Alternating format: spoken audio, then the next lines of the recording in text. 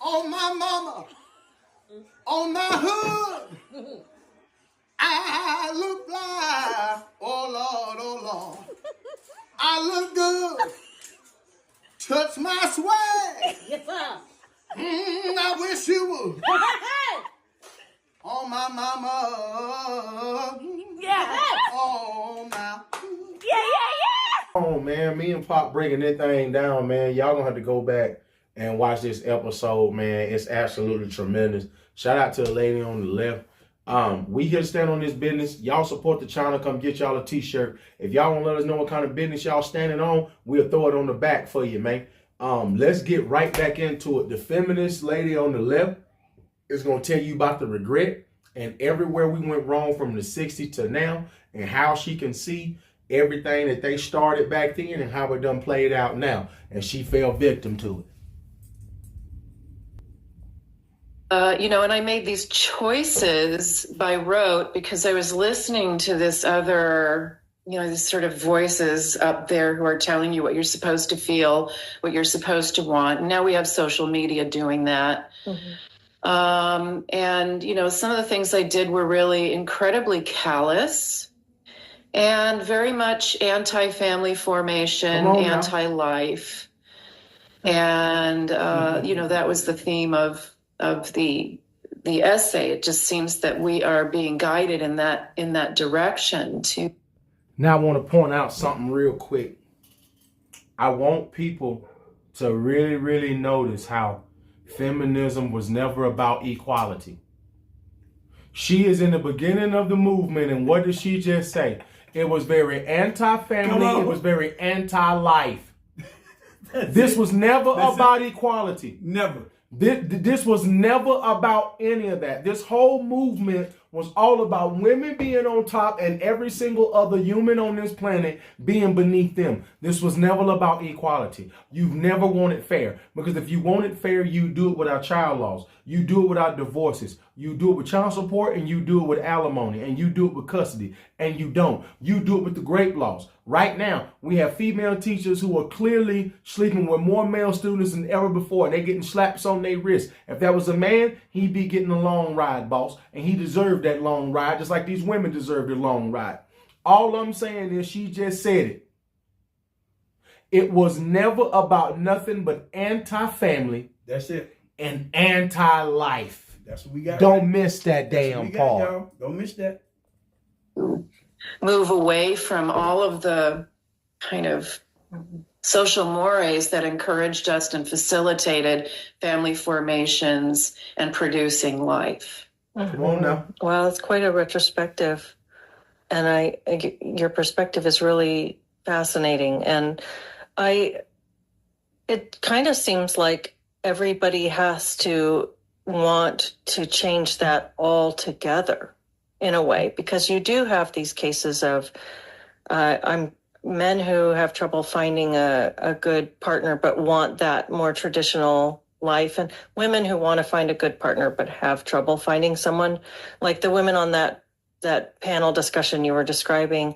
A couple of them, their story was, I've been married, but my partner never wanted kids and wanted me to work. And, it wasn't something I could just do, or I couldn't find a stable relationship where it felt like it would be safe to bring a kid into the world and not end up a single mom supporting my child. I didn't want that picture for myself. And so, where do we go from this point? Or maybe this is too soon in the conversation to ask next questions. Well, interesting. Yeah. It's interesting because that is how it was, though. Okay.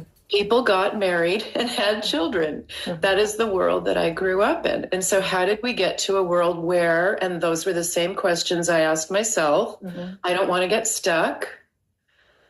I'm worried that he'll run off. Mm-hmm. Which is what happened to me in both of my marriages. It's exactly what happened to me. Is you do have children with someone, and then you're left alone to raise your kids by yourself. You have to. I'm sorry, I'm gonna cut her off. Papa already know how I feel about her because we watched this already, right? So she's, for me, a professional victim.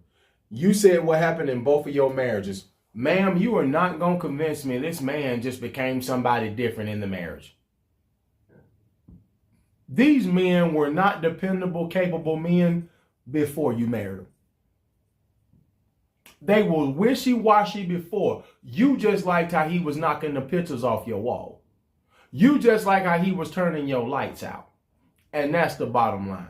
And you forgot about, I had to look at my notes once again, y'all. And guess what? See, back then, it wasn't just free love. It turned into that. But here's what I mean when I say that. Now. People were actually dating towards something. They were actually dating to be married. They wasn't just out there at the back in the day with the ex-feminists, let it be known. We wasn't just doing that back in the day. It turned into that. But people in the day, they were dating for marriage. Come on now. Now, dating to build a family. That's right.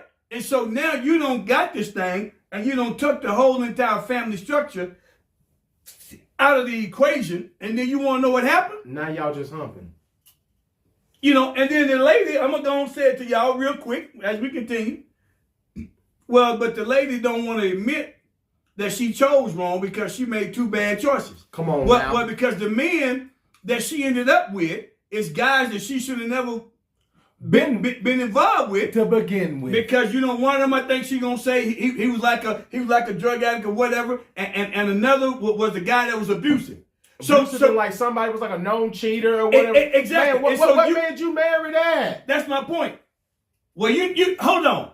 You know what made her marry? You just said a second ago. Hey, he was turning the lights out. You liked how he knocked the pictures off the wall. Hey, he was smacking her, flipping her, rubbing her down. But he was never marriage material. To begin with. And let me say this.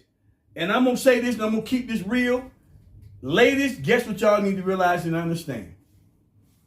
If you want a man to act right, then you need to change the way you move.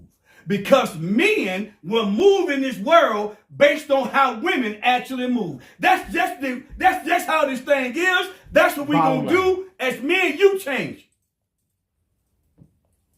Figure that out because the other person did not maintain a commitment. I mean, in one case, it was drugs and alcohol, pornography and strippers. In another case, it was sex addiction. And again, that same kind of spiral down and out of the relationship.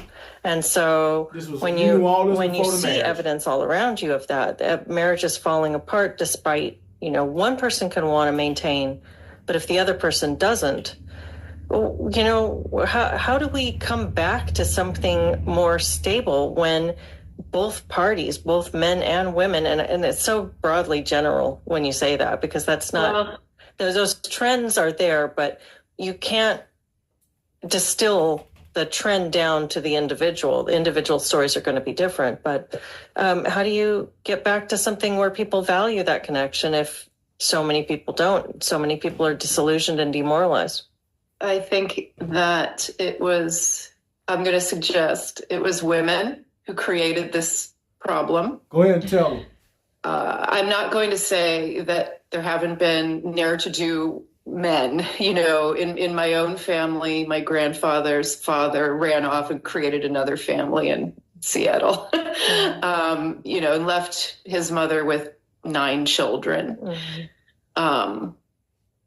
But most of the men in my ancestry were family, fathers, family stayed intact, not necessarily happy, but very much attached to their families. So how did this change? I would say it was feminism that gave men even more permission to take off. I would say it's up to women to bring it back. I think it was women, and this is the issue that I take with this whole patriarchy assertion. I think that women really always have been the ones who controlled men. And all of the inventions and things that we have today were, some woman, I'm sick of going down to the river to wash my clothes, and then he invents a washing machine. I'm tired of getting pregnant every year. Now we have the birth control pill. And, all of these things actually serve to liberate women from the enormous amount of work that they used to have that tethered them to the home and gave them, more freedom to go and out and work. But I would say that by sort of moving away from religious communities, questioning that, and then questioning the whole marriage and having children project gave men more license to behave badly and put women in this much more precarious position. Okay, so now I need to go ahead and snap real quick as we get ready to end part 3 of this episode. I want to make sure that we acknowledge some of the things that she just said. She just said that feminism gave men more of this, and then she also said that growing up, and this is what I witnessed in the 80s, right? Most of the men work, but I seen most of the women run everything. The men might have went out and paid the majority of the bills and worked 2 and 3 jobs or whatever, but growing up, the women ran everything. And what I also like about her on this episode is her speaking from the 60s to now, and her saying when she grew up, regardless of how it looked on the outside, because you always got these women on social media today trying to get out here and say how grandmama and big mama was living. Well, this woman is telling you right now that's not how women were living.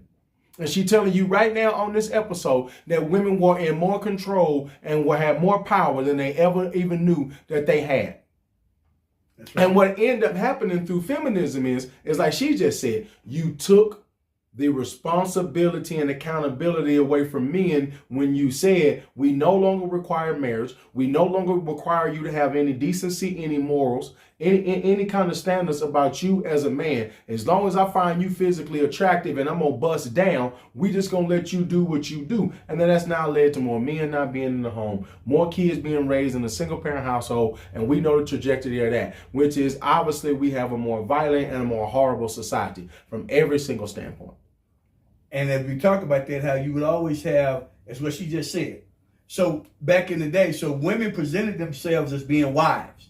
They didn't present themselves as being somebody you're going to sleep with. Come on now. They presented themselves as being wives. So if women today, and notice how she said on more than one occasion, every time that one lady tried to move the goalpost, she always bring the goalpost back. And she continues to keep saying is that women are the problem. Women are the real reason how we got ourselves into what we are, because men, once again, men move based on how we ask them to move. Yes, that's how men move. When you ask men to ask you for marriage before your legs open, that's what they done. That's right.